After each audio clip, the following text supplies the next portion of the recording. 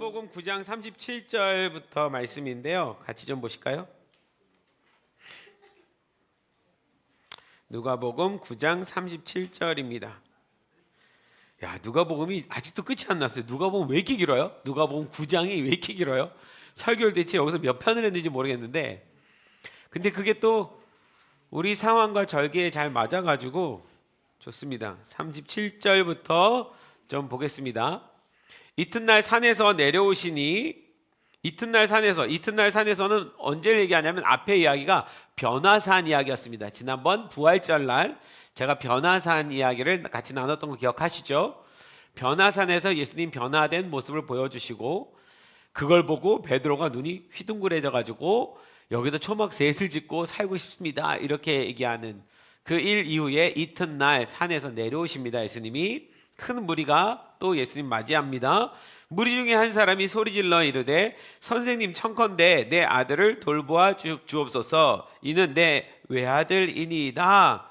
선생님, 예수님이 아직 누군지 모르니까 선생님이라고 부르는 거예요.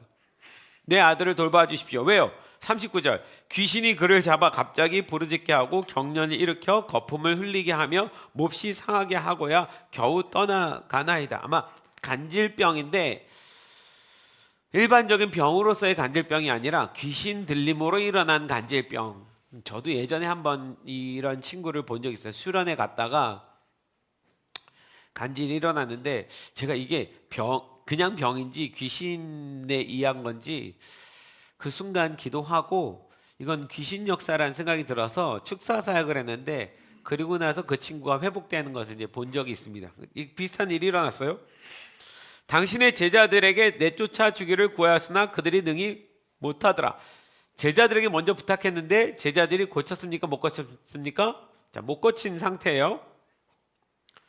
예수께서 대답하여 이르시되 믿음이 없고 패역한 세대여, 내가 얼마나 너희와 함께 있으며 너희에게 참으려 내 아들을 이리로 데리고 오라 하시니.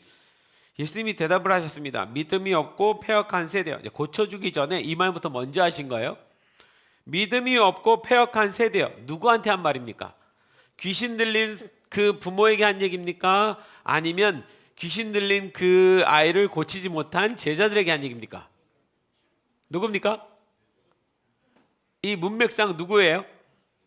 제자들입니다. 제자들한테는 너희와 함께, 내가 얼마나 너희와 함께 있으며, 물론 제자들을 대표적으로 얘기하는 거지만 제자들을 포함한 그 세대에 있는 모든 사람들에게 이야기하는데, 문제는 어쨌든 제자들이 욕을 한 바가지 먹었어요. 지금 한 바가지 먹고 예수께서 올 때 귀신이 그를 거꾸러뜨리고 심한 경련을 일으키게 하는지라 예수께서 더러운 귀신을 꾸짖으시고 아이를 낫게 하사 그 아버지에게 도로 주시니, 도로 주셨습니다. 사람들이 다 하나님의 위엄에 놀라니라. 그들이 다 그 행하시는 모든 일을 놀랍게 여길세 예수께서 제자들에게 이르시되 이 말을 너희 귀에 담아두라. 귀에 담아두래요. 인자가 장차 사람들의 손에 넘겨지리라 하시니, 십자가의 그 고난을 얘기하시는 거죠. 지금 이 상황이 생뚱맞게 병고침 일으키고 나서 사람들이 너무 놀라워서 예수님을 놀랍게 바라보는 이 중에 예수님이 제자들한테 내 말을 귀담아 들어, 그러면서 내가 고난을 받을 거야 라고 생뚱맞게 고난에 대한 이야기를 하십니다. 그들이 이 말씀을 알지 못하니, 왜 이 말씀을 하시는지 제자들이 이해했습니까? 못했습니까? 못했습니다. 이는 그들로 깨닫지 못하게 숨긴 바 되었습니다. 또 그들은 이 말씀을 묻기도 두려워하더라. 왜 이 말씀을, 무슨 말씀입니까? 라고 더 묻지 않아요? 이게 별로 좋은 말이 아니니까 물어서 득이 될 게 없어요. 이런 말은 안 듣고 싶어요. 지금 제자들은 이런 얘기는 안 듣고 싶은 상태에 있습니다. 그래서 더 이상 묻지 않습니다. 자, 그 뒤에 이야기를 봐야 앞에 이야기가 왜 그런지 이해가 가요. 제자 중에서 누가 크냐 하는 변론이 일어나서 제자들끼리 싸우는 거예요. 누가 크냐? 우리가 예수님 제자 중에 누가 수제자냐? 뭐 이런 싸움이 일어났어요.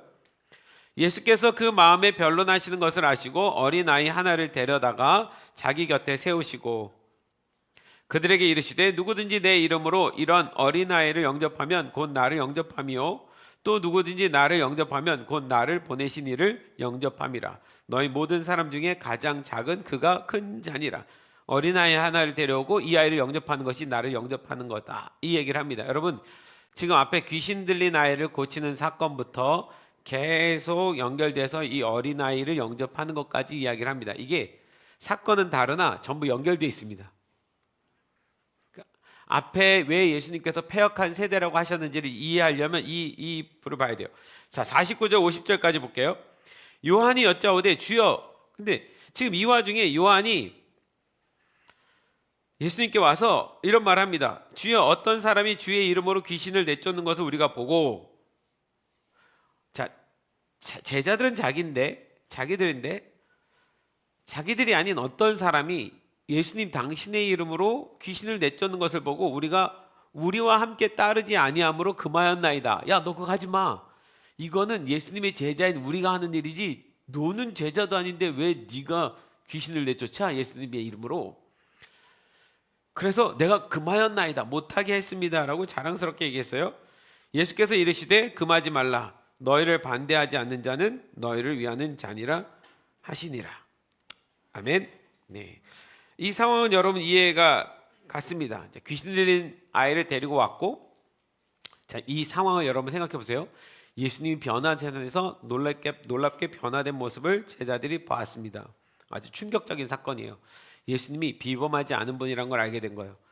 그걸 본 베드로와 그 제자들은 뭐부터 먼저 생각하냐면, 야, 이 정도 예수님이면, 모세와 엘리야급이면, 이 예수님이 예루살렘으로 들어가시면, 그래서 이 변화된 모습을 보여주시면 예루살렘의 왕이 되는 건, 이스라엘 왕이 되는 건 진짜 어려운 일이 아니겠구나, 이런 상상이 막 펼쳐지고 흥분 속에 내려왔는데, 그 제자들에게 어떤 사람이 그 자기 아이를 귀신에서 내쫓게 해달라고 찾아왔는데 제자들이 능히 내쫓지 못했어요. 예수님이 그 말을 듣고 뭐라고 말하냐면 패역한 세대여, 믿음이 없는 패역한 자들아, 이렇게 말을 합니다. 자, 여기서 두 가지 질문을 던져볼게요. 왜 제자들은 그 귀신 들린 아이를 고치지 못했을까요? 왜요? 능력이 없어서요? 믿음이 없어서요? 변화산 사건 전에 이 9장 초반에 보면 예수님이 제자들을 두씩 마을로 내보내시는데 귀신을 쫓는, 병을 고치는 능력을 주시고 보내셨어요. 그래서 그들이 마을마다 가서 귀신도 내쫓고 병도 고쳤어요. 그리고 돌아와서 예수님, 우리가 이렇게 했습니다. 그래서 예수님이 잘했다라고 박수도 쳤어요. 경험이 있습니까, 없습니까? 있어요. 근데 지금 왜 못 고쳐요? 그전에는 믿음으로 고쳤잖아요, 하라고 그래서. 지금은 왜 못 고쳐요? 뭔가 그 사이에 제자들의 마음 안에 어떤 변화가 일어난 거예요. 하나님이 귀신을 쫓아내고 병을 고치는 건 그들의 능력이 아닙니다. 그들이 구했을 때 하나님이 하시는 일이에요. 그런데 이제는 그들이 구해도 하나님이 그 일을 안 해주신 거예요. 성령님이 그 기적을 안 일으켜 주신 거예요. 이유가 있겠죠. 그래서 어쨌든 제자들이 지금 귀신 들린 아이를 고치지 못했습니다. 제자들도 이상했을 거예요. 지난번엔 됐는데 왜 이번엔 안 될까? 이런 생각이요.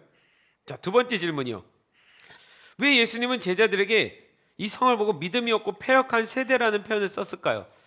믿음이 없다라는 표현까지는 그냥 이해가 갈 것 같은데 패역한 세대라고 표현하는 이유는 뭘까요? 이게 귀신 못 고쳤다고 패역한 세대입니까? 그러면 우리 다 패역한 세대 아닙니까?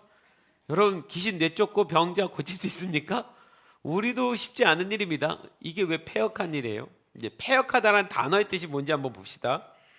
패역하다라는 단어의 뜻은 왜곡하다, 그릇되게 하다, 타락시키다, 이런 이야기예요. 예수님이 제자들에게 그렇게 얘기한 거예요. 니네 마음이 지금 왜곡됐어. 니네가 지금 그릇되게 행하고 있어. 니네 굉장히 타락한 거 알아? 이런 얘기예요. 단순히 불순종하거나 반항하는 정도를 넘어서서 마음과 생각이 삐뚤어지고 왜곡되어서 하나님의 뜻과 진리에서 완전히 벗어난 상태를 묘사하는 표현이 패역이에요. 지금 뭔지 모르겠지만 예수님은 알았어요. 제자들의 마음이 예수님을 따르던 그 전에 순수한 마음에서 완전히 왜곡되고 그릇되고 타락해 버렸어요. 그러니까 못 고친 거예요. 타락한 마음에서 하나님께 기도하는데 어떻게 하나님 들어줘요? 그래서 패역하다는 말을 쓴 거예요.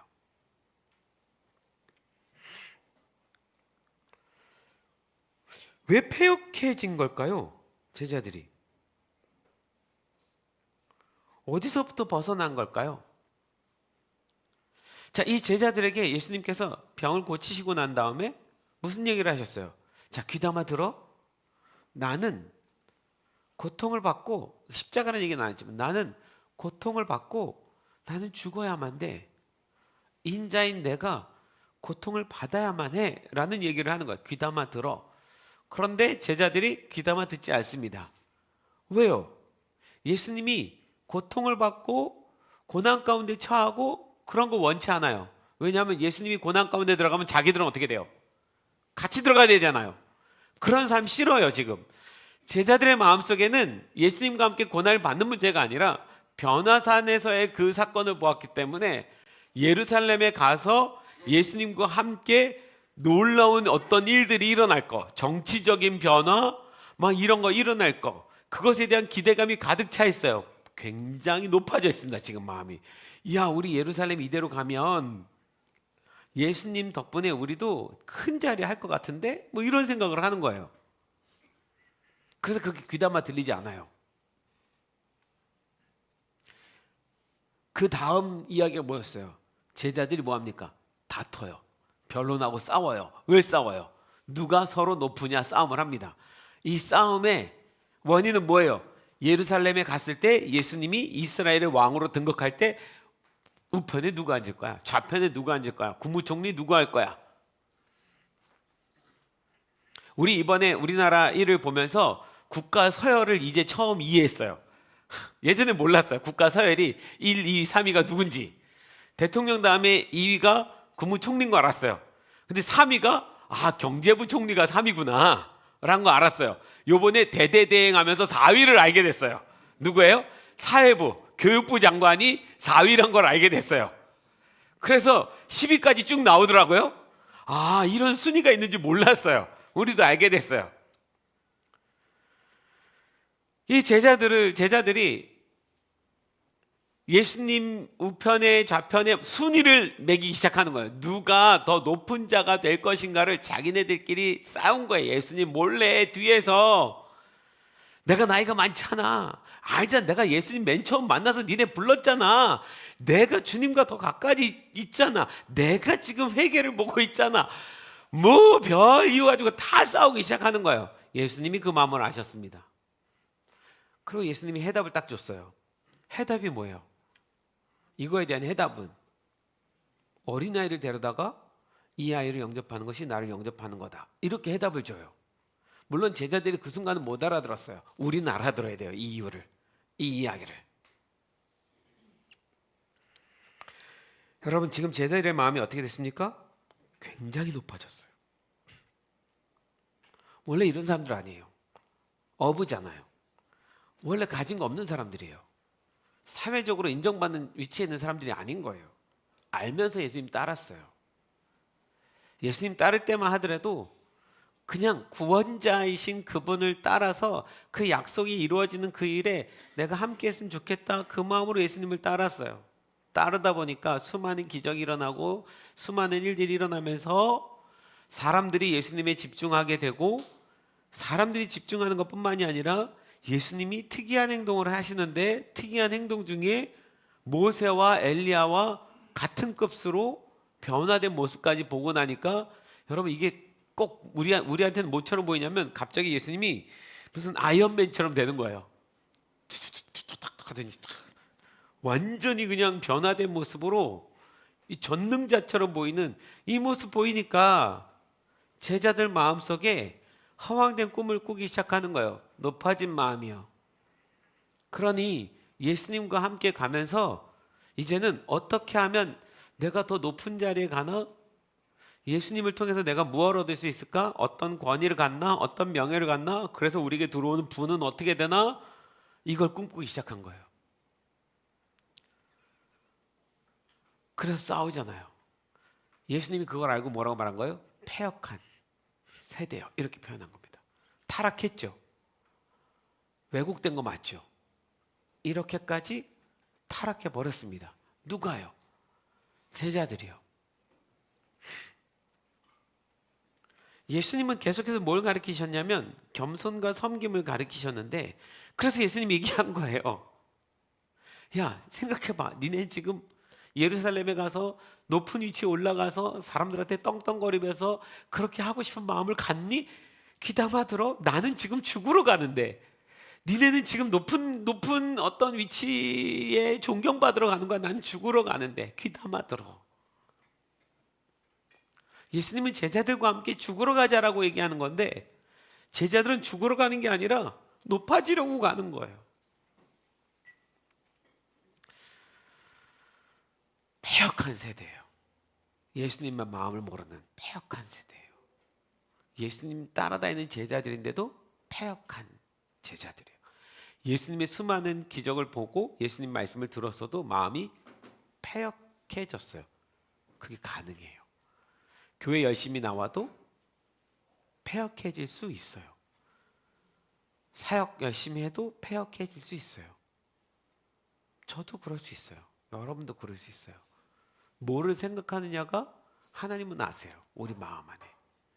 진짜 섬김의 마음인지 아니면 존경을 받고 싶어서인지 하나님은 알아요. 그게 무서운 거예요. 여러분, 교회들의, 한국 교회뿐만이 아니라 이 땅에 있는 모든 교회들의, 교회 안에서의 가장 큰 문제는 그거예요. 많은 성도들이 교회라는 곳을 하나님을 떠나는 이유 중에 하나가 교회 안에 있는 직분자들과의 다툼과 갈등 때문에 떠나는 사람들이 많아요. 그러니까 하나님을 떠나게 되는 계기들.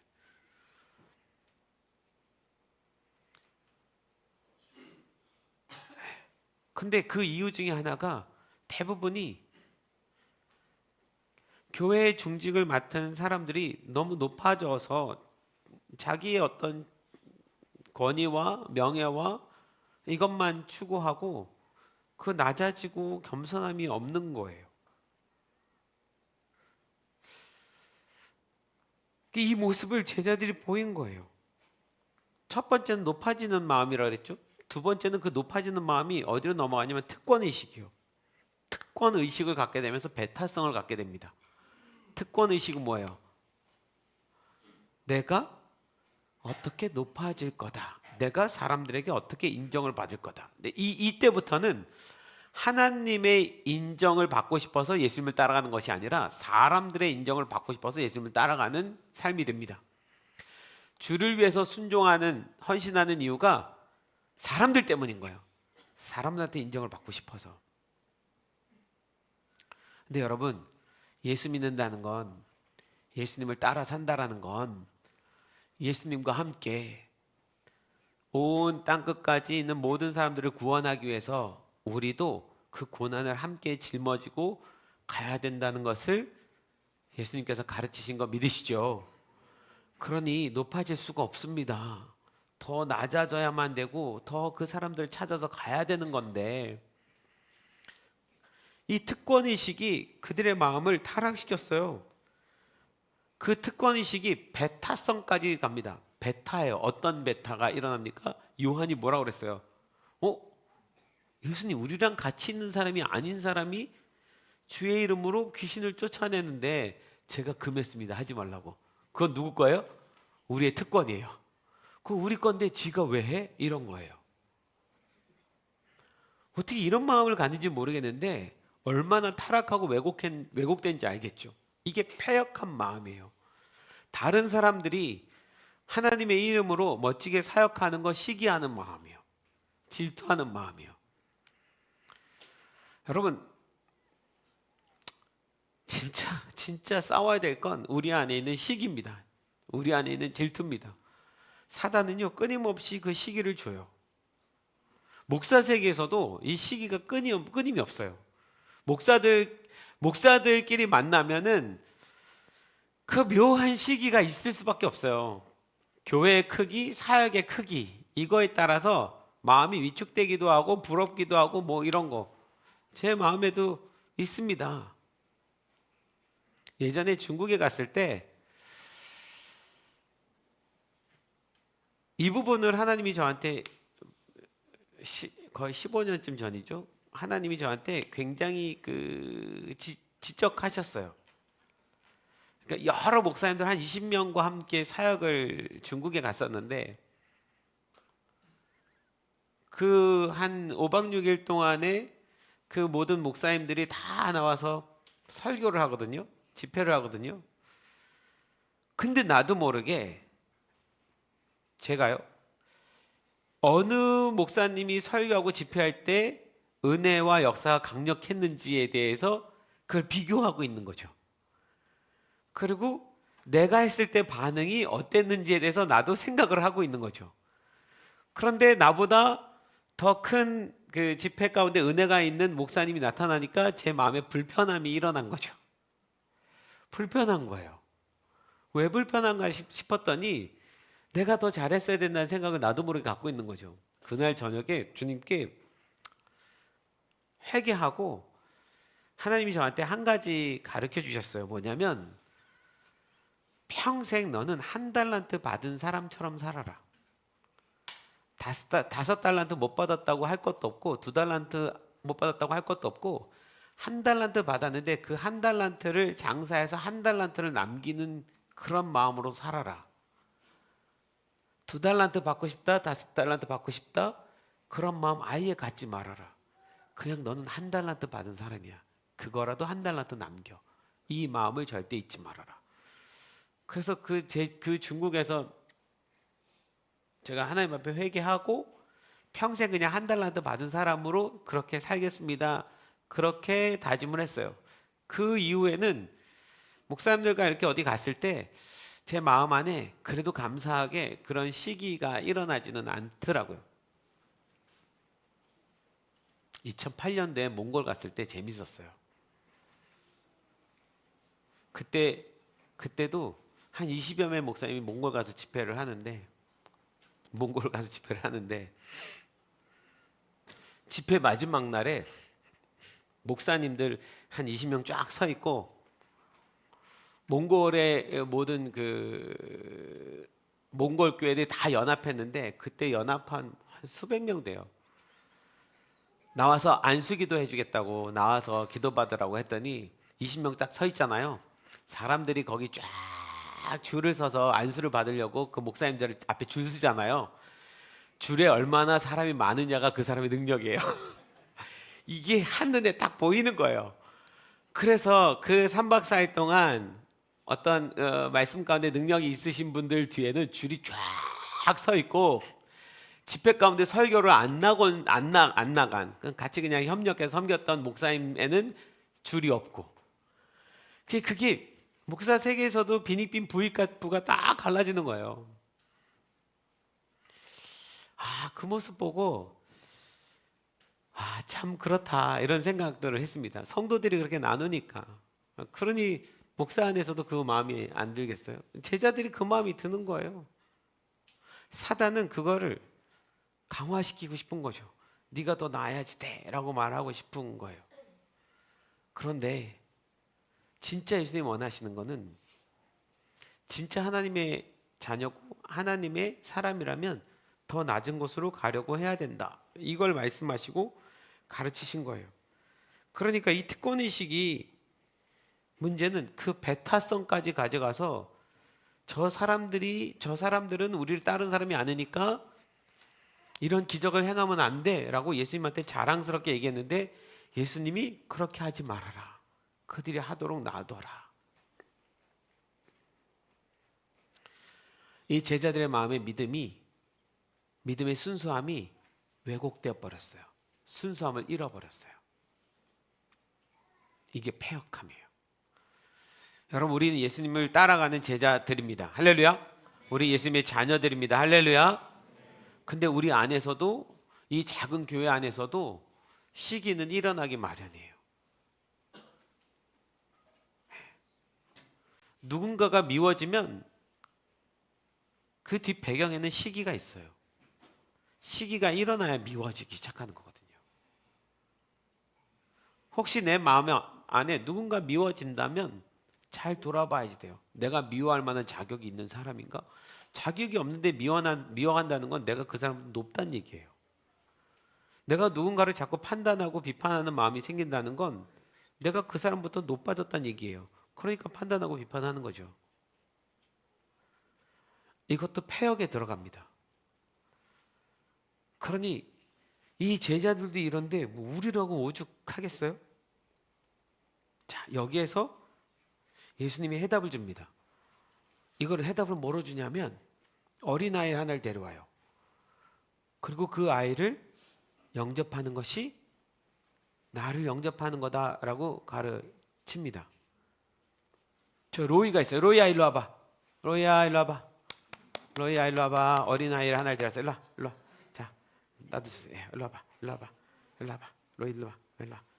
왜? 평소엔 잘 오다가 일로 와봐. 자, 어린아이 하나를 데려왔어요. 이 아이를 영접하는 것이 곧 예수님을 영접하는 거래요. 여러분 이게 어떤 의미냐면 자, 같이 있자. 일로 와. 당시 어린아이는 어떤 위치입니까? 숫자를 셀 때 여자들 숫자 안 세요. 아이들 숫자 셀까 안 셀까요? 안 세요. 한 인격체로서 숫자에 들어가지가 않아요. 인정을 안 해주는 거죠. 그런데 여러분 이 아이를 영접한다는 건 어떤 의미냐면 이 아이 수준으로 내려와야만 이 아이를 영접할 수 있습니다. 이 아이를 받아주려면 우리가 이 아이 수준으로 내려와서 이 아이의 위치에 서야 얘를 받아줄 수 있어요. 만약에 제가 가진 생각으로 이 아이를 판단하게 되면 판단이라는 게 뭔지 알아요? 야, 로이야, 넌 지금 왜 아직도 침을 흘리는데 네가 침을 흘려도 되겠냐? 한 사람의 인격체로? 침 흘리는 게 얼마나 지저분한데 그럼 돼 안 돼? 안 되는 거야. 이 아이를 영접하는 게 아닌 거야. 이 아이는 이 아이 수준에 침을 흘리는 거예요. 그럼 우리는 아유 귀여워 침 흘려도 닦잖아요. 그냥 닦아주고 귀여워하는 거예요. 그대로 받아주는 겁니다. 지금 이유식을 먹고 있는 이 로이한테 야 네가 지금 편식을 하면 되겠냐? 김치 먹어야지 김치. 그래 안 그래? 아 이게 말이 되는 이야기냐고요. 얘 수준에 맞춰주는 거예요. 그러면 내가 얘 수준 내려가야 돼. 엄마가 이유식 먹기 전에 먼저 자기가 먹어봐요. 괜찮은가? 맛 더럽게 없어요. 밍밍하고. 그런데 먹이잖아요. 로이가 저를 참 좋아해요. 이유는 두 가지예요. 첫 번째 이유는 제가 지난번에 과자 요만큼 먹였어요. 달달한 과자를 입에다 2번을 넣어줬어요. 그날부터 눈빛이 달라요. 저를 보는 눈빛이. 그 예수님의 이야기는 뭐냐면 어린아이는 아무것도 모르고 어떻게 할 수 없는 존재예요. 근데 이 아이를 영접하려면 내가 그 수준으로 내려가야지 돼요. 그게 하나님의 사랑의 법칙이고 예수님의 사랑의 법칙이에요. 제자들에게 말하는 건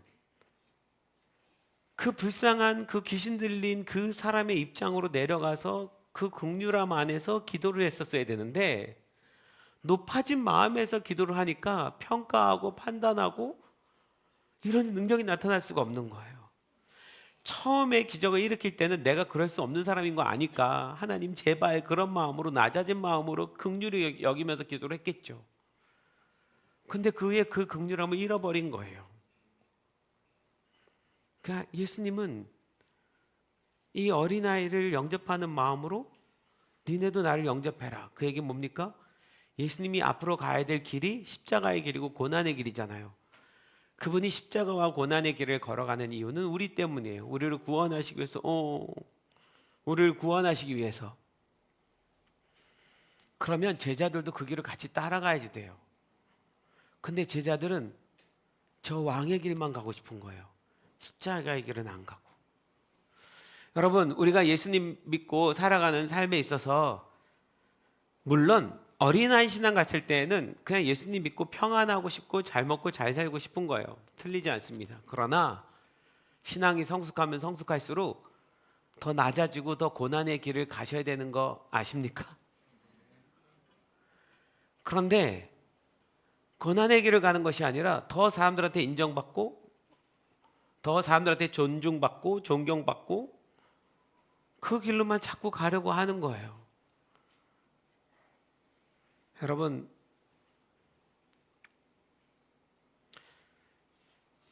저희 팀을 하나님이, 우리 공동체를 하나님이 사랑하시는 이유 중에 하나가 저는 선교지에 가서 엎드려짐이라고 생각해요.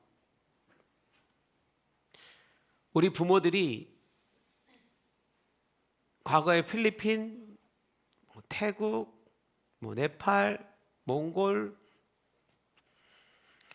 선교지에 갔을 때 여기 있는 부모들이 그 한 영혼을 위해서 무릎 꿇고 눈물 흘리고 그 한 사람을 받아줬거든요.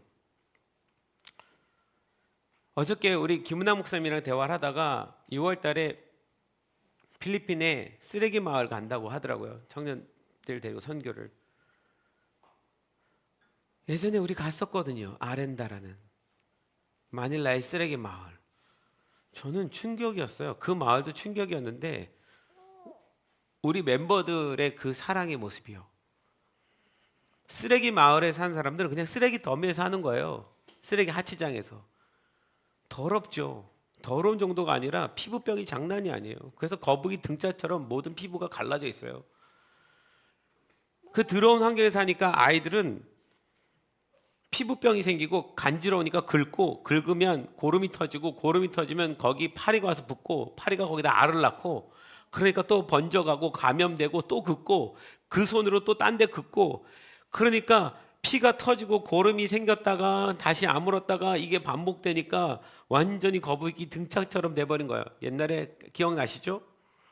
그래서 우리가 봤던 장면은 뭐냐면 요만한 아이들이 온 데가 다 터졌는데 이 발이며 뭐며 신발 우선 안 신고 다니니까 뭐 옷도 거의 안 입고 다니니까 이 어린 아이들의 온몸에 고름이 있고 그 갈라진 고름 틈 사이에 파리가 다닥다닥다닥 붙어 있는데 애들이 그걸 띄지 않아요. 어차피 떼어도 또 와서 붙으니까 그 고름 빨아먹느라고 파리들이. 근데 저는 더 충격이 우리 멤버들이 그 아이를 안고 붙잡고 그 아이의 발에다가 입 맞추고 그러면서 기도한 거죠. 그래서 그 마을을 변화시켰잖아요. 그게 이 한 아이를 영접하는 마음이에요. 그 예수님 마음이고요. 거기에 주님이 기적을 일으켜 주신 거고요. 이번에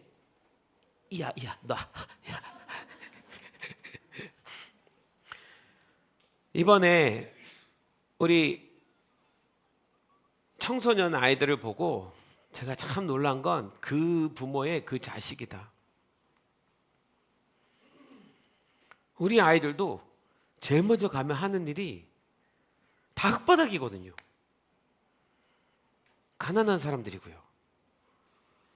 시키지도 않아도 집회할 때에 기도하자 그러면 무릎을 꿇고 그 발에다가 손을 얹고 거기다 자기 이마를 대고 눈물 흘리면서 기도하고 그 냄새나는 아이들 끌어안고 기도하고 저는 30년째 이 모습 봐요.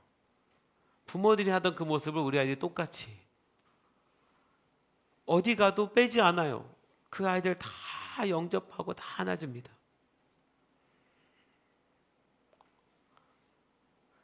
그게 하나님이 우리 공동체를 참 사랑하는 이유라고 생각해요. 끝까지 주님의 길을 따라가는. 그래서 이 선교를 멈출 수 없는 건 우리가 예수님을 따라가는 그 삶을 우리에게 가르쳐주는 시간이라서 멈출 수가 없는 거예요.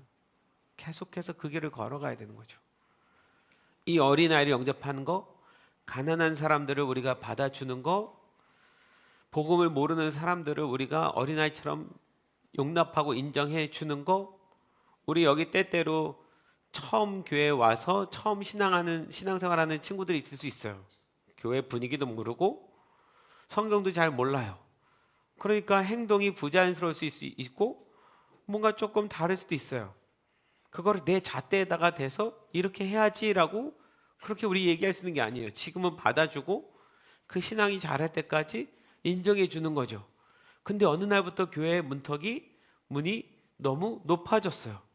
그래서 세상 사람들이 난 이러니까 교회 가면 안 돼라는 생각을 갖기 시작한 거, 이게 큰 문제예요. 올 수 있어야지 돼요. 우리가 눈치 주면 안 돼요. 그냥 받아줘야지 돼요. 도와야 우리가 눈치 주고 있니? 그건 아니지? 감사해요. 전 처음에 다혜가 왔을 때 다혜를 이렇게 볼 때 눈을 어디다 둬야 될지 모르겠더라고요. 처음에는 옷차림이 너무 화려해가지고. 그런데 그거를 뭐라고 하면 안 되더라고요. 나중에 시간이 지나니까 다혜가 차림이 점점 바뀌어져 가요. 그죠? 자기가 알아서. 다혜 잘 있나 모르겠다. 전화했는데 전화를 못 받아가지고 너무 바빠서. 다혜 보고 싶네요. 그죠? 이 영상을 본다면 다혜야, 우리 모두 다가 너를 보고 싶어 한단다. 할렐루야. 우리 영상에다가 우리 다혜 열심히 잘 살고 있는지 한번 우리 손 한번 흔들읍시다. 다혜야, 보고 싶다. 할렐루야. 자, 이 영상 URL 다혜한테 보내주세요.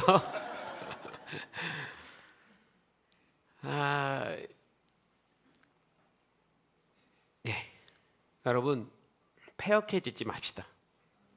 별것도 없는데 높아지지 맙시다. 고상하게 신앙생활 하려고 하지 맙시다. 뭔가 예수님 따라감으로 인해서 내가 더 편해지려고 하지 맙시다. 그냥 예수님 따라가면 힘이 들 수는 있으나 그 따라가는 기쁨이 있을 겁니다. 주님이 우리에게 원하시는 건 그겁니다. 나를 따라올 수 있겠느냐? 귀담아 들어라. 어린아이를 영접하는 마음. 우리가 최근에 계속 연합 예배들을 하고 있는데 그 연합 예배가 벌써 유초등부 연합 예배가 생겼고 청소년 연합 예배 생겼고 청년 연합 예배도 생겨서 토요일 되면 저희 사역자들이 쉴 틈 없이 거기를 다니라고 정신이 없습니다. 거기다 에너지를 쓰고 함께 합니다. 왜요? 어린아이를 영접하는 것이 예수님을 영접하는 거기 때문에. 할렐루야. 이 아이들을 살려내는 것이 지금 무엇보다 제일 중요하기 때문에. 우리 코가 석자인데도 불구하고 그 일을 감당해야 되니까. 그래서 우린 다음 세대 이 어린아이들 살려내기 위해서 애를 쓰고 계속 헌신할 겁니다. 그게 주님이 원하시는 거고 그게 패역하지 않는 세대이니까요. 오늘 한동대를 내려가는 이유도 그런 이유입니다. 수고스럽고 힘들지만 해야 될 일이고 주님이 원하시는 일이니까 가는 겁니다. 자, 여러분, 우리도 모르게 높아지는 마음들이 있다면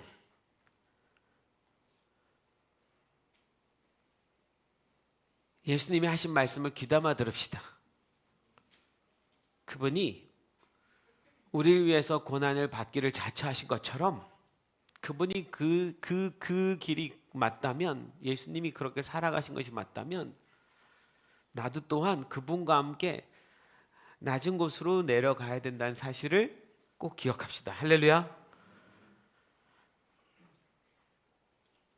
그리고 우리의 다음 세대와 또 선교지에 있는 사람들과 아직 예수님을 모르는 세상 속에 있는 모든 사람들, 믿음 안에서 신앙 안에서 어린아이와 같은 사람들을 잘 영접해주는 좋은 그리스도인이 됩시다. 할렐루야.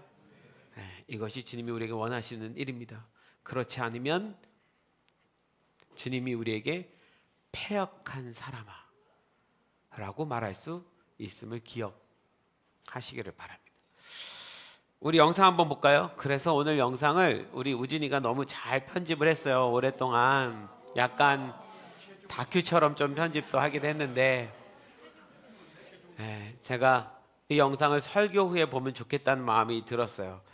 이 장면 속에서 여러분이 보셔야 될 것은 우리 아이들이 얼마나 이 캄보디아의 사람들, 어린아이들을 잘 섬기고 잘 영접했는지입니다. 얘들아, 니네가 무엇 때문에 이렇게 했는지를 다시 한번 돌이켜보고 다시 한번 은혜 받는 시간이었으면 좋겠어. 너희들의 눈물이 그 캄보디아의 사람들을 변화시킨 거거든. 그게 아직 이 아이들 마음 안에는 때가 묻지 않아서 그냥 시키면 시키는 대로 낮은 곳에 임하는 마음이 있는데 그 마음을 꼭 잊지 않았으면 좋겠습니다. 우리 영상 한번 보겠습니다.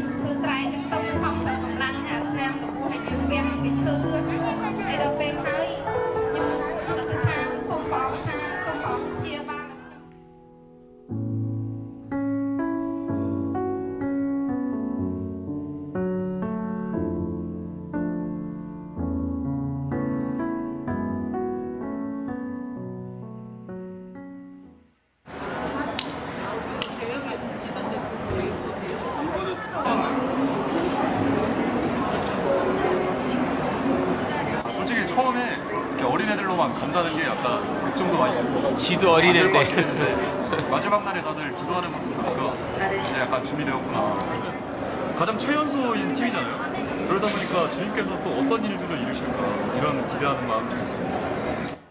선교를 떠나기 전 아이들은 무엇을 준비했을까요?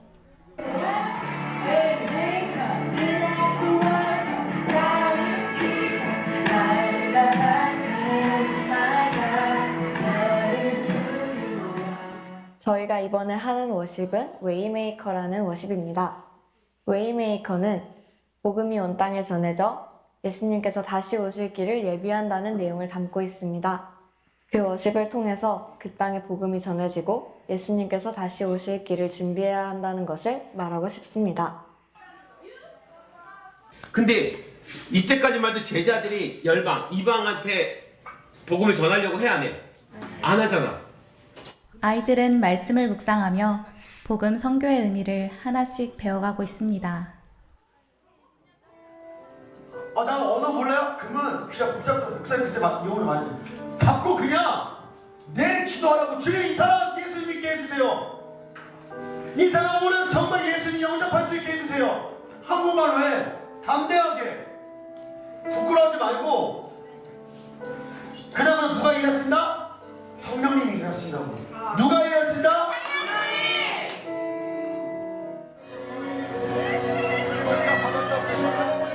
예배와 기도 속에서 아이들은 선교를 향한 첫 걸음을 내딛고 있었습니다.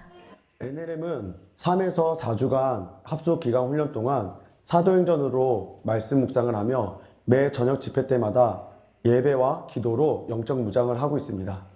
또한 노방 집회에 효과적인 복음을 전하기 위해 워십 댄스, 드라마, 현지 교제 찬양을 배워 노방에 초청된 분들과 관계를 맺으면 현지 목사님께서 현지 언어로 그분들에게 복음을 전하십니다. 마지막으로 그분들을 현지 교회와 연결하여 앞으로도 신앙생활을 하실 수 있도록 돕는 것이 NLM의 선교 사역입니다.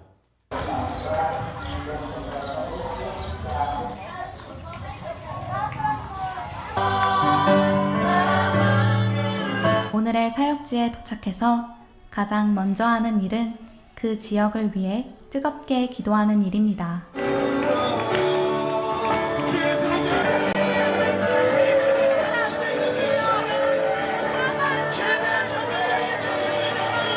사역 준비가 다 끝나면 오늘 전도할 영혼들을 초대하러 출발합니다.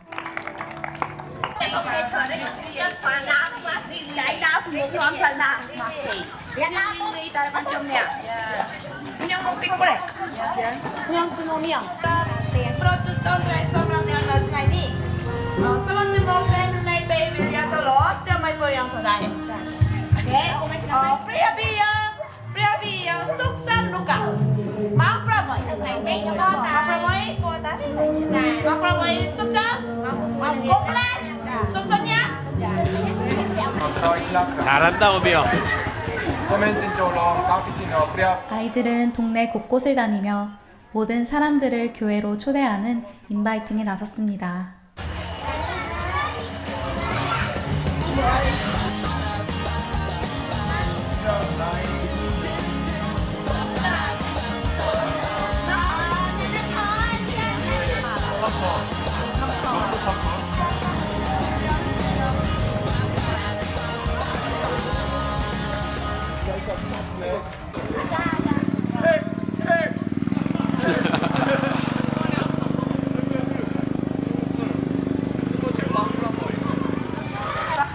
캄보디아 선교에는 소중한 동역자들이 있습니다.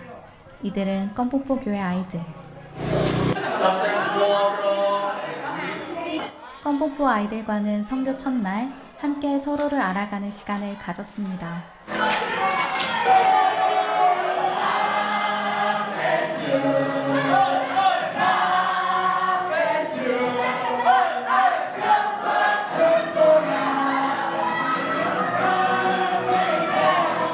우리 NLM 팀이 2년간 다녀가신 후에 우리 학생들이 많은 도전을 받았고요. 그래서 전도 집회가 필요한 교회, 현지 교회에 컨택을 해서 3번 집회를 다녀왔고요.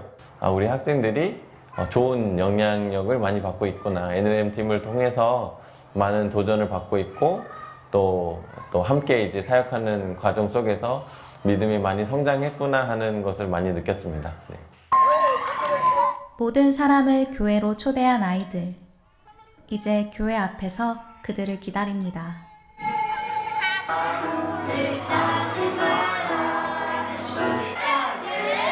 교회에 가장 먼저 도착한 건 바로 어린 아이들이었습니다.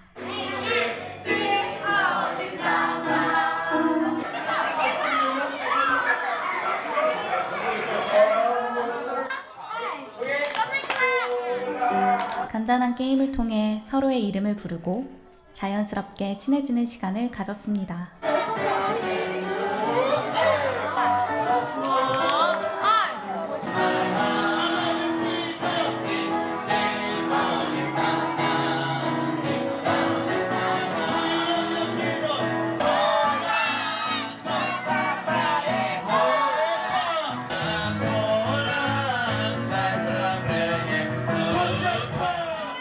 모든 사람들이 모이면 준비한 워십을 통해 사람들 앞에서 주님을 예배합니다.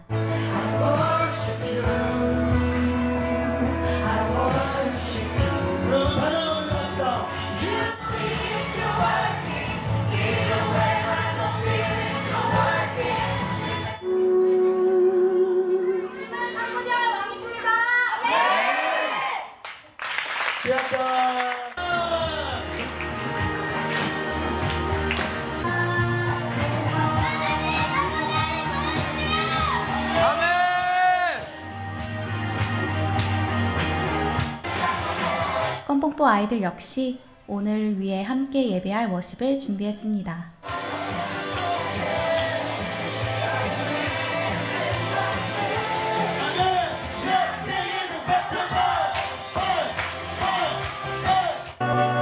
이후 준비한 드라마를 사람들 앞에서 보여주며 그들에게 예수님을 소개합니다.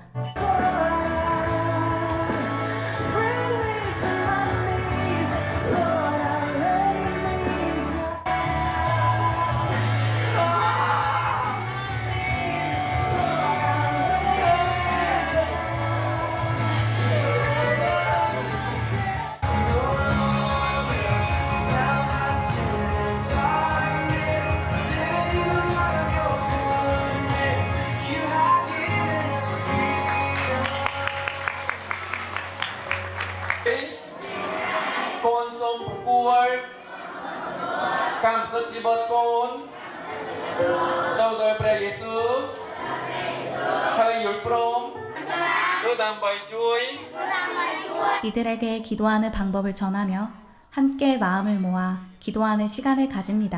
ជាព្រះអម្ចាស់ចោល 마약, ដូចជាថ្នាំញៀន 술 취하는 것, ផាក់ស្រា 도둑질하는 것, លួច 거짓말하는 것, កុហក 부모님께 순종하지 អ 않는 ត់ស្ដាប់ 것, បង្គាប់បងពុកម្ដាយ 내 아내나 남편을 다른 사람 사랑하는 마음. ហើយនៅ 이 시간 당신은 예수님을 믿음으로 영접하시겠습니까? នៅពេលនេះបងប្អូនទាំងគ្នាសម្រេចចិត្តទទួលចូលព្រះយេស៊ូវនៅក្នុងចិត្តទេ 아멘.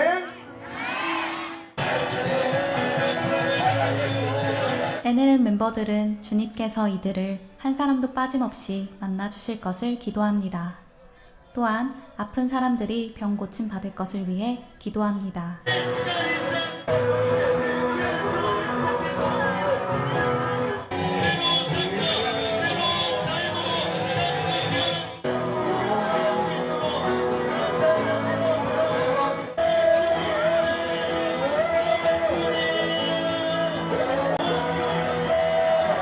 기도를 마친 후 많은 사람들이 자신의 아팠던 곳이 나았다고 간증을 하며 기쁨을 나누었습니다.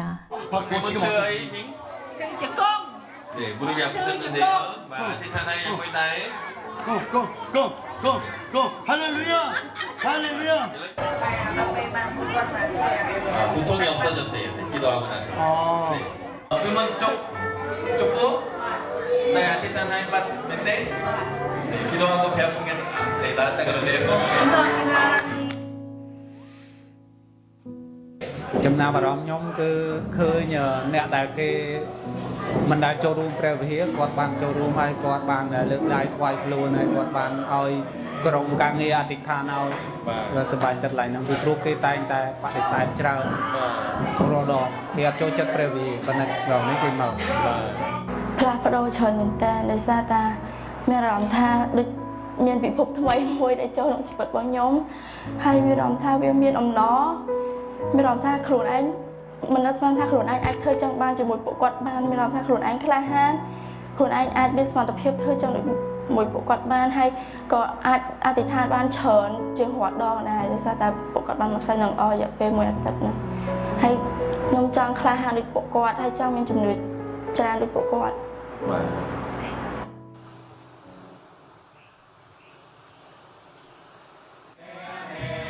선교의 끝에서 이들은 껌뽕뽀 아이들과 다시 만날 때까지 믿음을 지키기로 약속하며 축복의 시간을 나눴습니다.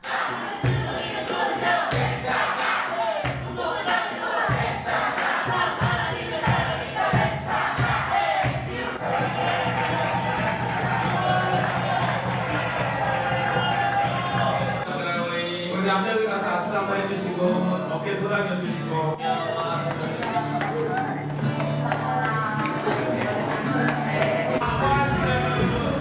잠시의 만남이었지만 그 복음의 씨앗은 반드시 열매를 맺을 것입니다.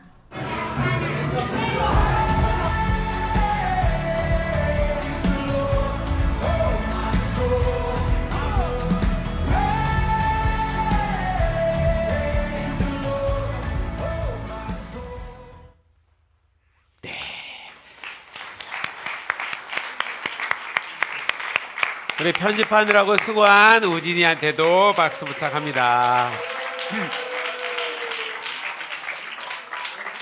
네, 감동이죠.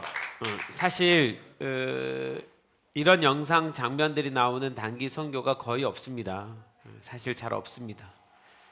오랫동안 하나님이 우리에게 주신 일인데 우리가 그 가난하고 어린아이 같은 사람들을 영접하기를 포기하지 않고 지난 30년을 달려온 것에 대한 하나님의 격려가 있다고 믿습니다. 우리 기도하고 오늘 마칩시다.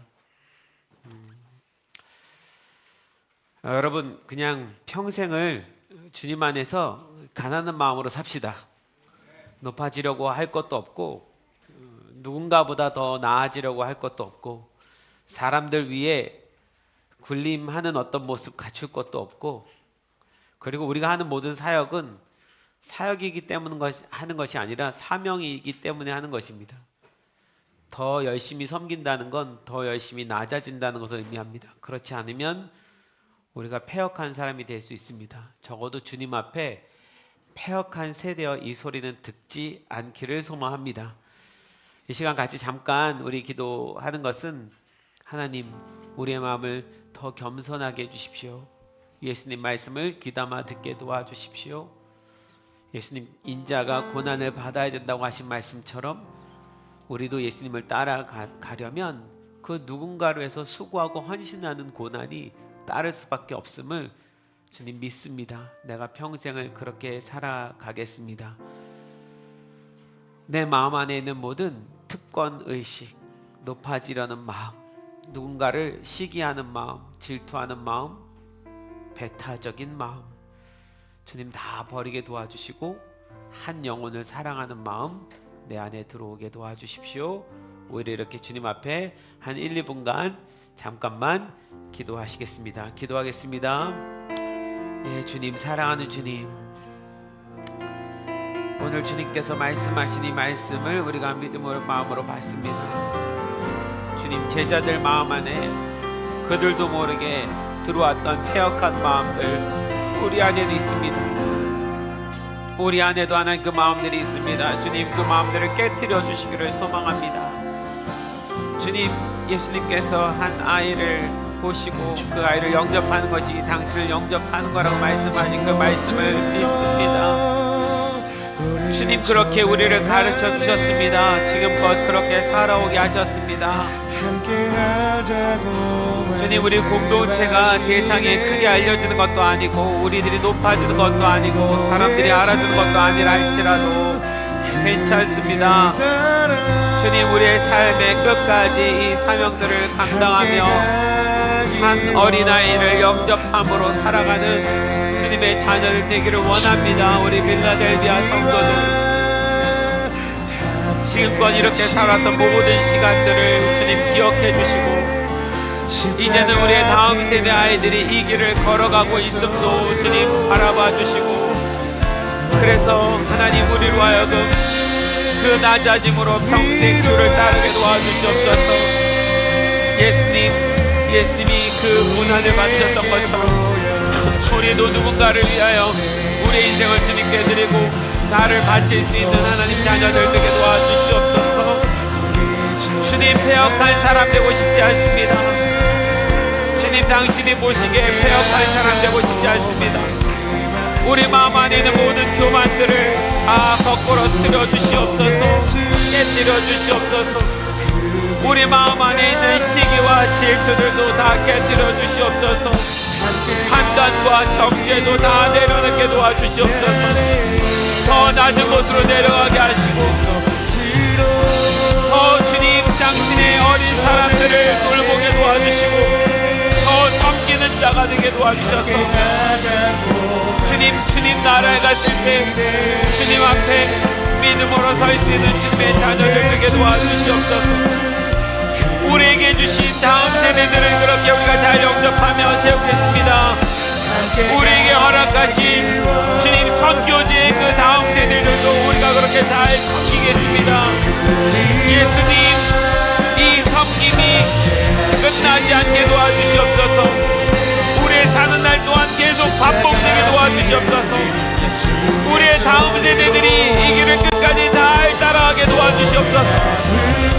그래서 우리의 상급이 이 땅이 아니라 하나님 나라에 쌓이기를 소망합니다. 주님 당신의 나라에 쌓이기를 소망합니다. 도와주시옵소서. 주님께서 이 세대 가운데 이런 믿음의 교회를 원하시는데 주님 우리가 그 안에 있기를 원합니다. 믿음으로 따라가기를 원합니다. 하나님 이 빌라델비아교를 인도하여 주의 일들을 선히 인도하여 주시옵소서. 선히 인도하여 주시옵소서. 주여 주님 우리를 더 낮아지게 하시옵소서.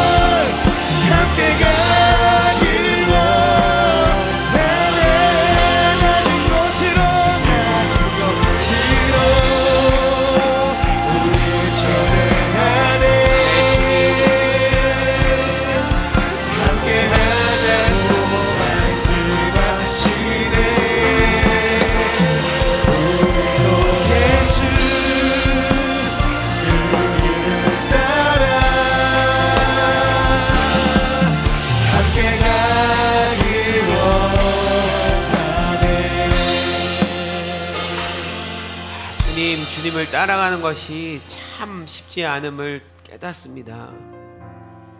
예수님 따라가던 제자들도 자신도 모르게 그 마음이 왜곡되고 순수함을 잃고 타락하고 특권의식을 갖게 되고 사람들 앞에 높아지고 싶고 인정받고 싶고 그러다 보니 시기가 일어나고 질투가 일어나고 배타적인 마음을 갖게 되고 다른 사람이 하나님의 일하는 것에 대해서 못마땅하게 여기고 주님, 이것이 우리의 모습입니다. 예수님, 당신이 하신 말씀을 우리 모든 성도들이 우리가 귀담아 듣게 도와주십시오. 한 어린아이를 영접하는 것, 한 영혼을 믿음으로 받아들이는 것, 그 영혼이 주님 앞에 돌아오게 하기 위하여 내가 받는 수고와 고난들 믿음으로 자처하고 따라갈 수 있는 주님의 자녀들 되겠습니다. 주님, 우리를 선히 인도하여 주십시오. 여기에는 하나님 당신의 귀한 자녀들, 우리 부모들과 자녀들이 이 길을 걸어왔습니다. 낯선 오지 마을에서 엎드렸고 누군지도 모르는 사람의 발을 붙잡고 눈물을 흘렸고 그 영혼 안에 예수님 들어가기를 소망하는 마음으로 땀방울 눈물방울 다 흘렸습니다. 주님, 그것이 우리가 해야 될 분명한 일임을 믿습니다. 그 마음을 잃어버리지 않겠습니다. 패역한 마음 갖지 않겠습니다. 마지막 날 주님 다시 오시는 그날에 주께서 우리에게 착하고 충성된 종아, 네가 작은 일에 순종하였구나, 그 말씀을 꼭 듣고 싶습니다. 주님, 듣게 도와 주시옵소서. 오늘 영상을 보았습니다. 주님, 영상 속에 나오는 우리 집회 가운데 나왔던 캄보디아의 수많은 영혼들 기억해 주십시오. 그들이 어디 있든 주님 찾아가 주시고 만나 주시고,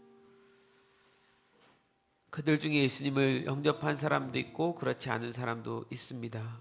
주님, 그러나 그 마음 안에 복음의 씨앗이 꼭 남아있기를 소망합니다. 오늘 한동대에 우리 내려가서 다음 세대들을 섬깁니다. 주님, 그 안에도 성령님께서 역사하여 주시기를 소망합니다. 우리 빌라델비아 교회를 주님께서 그렇게 멋진 그리스도인으로 세워가 주실 것을 믿습니다.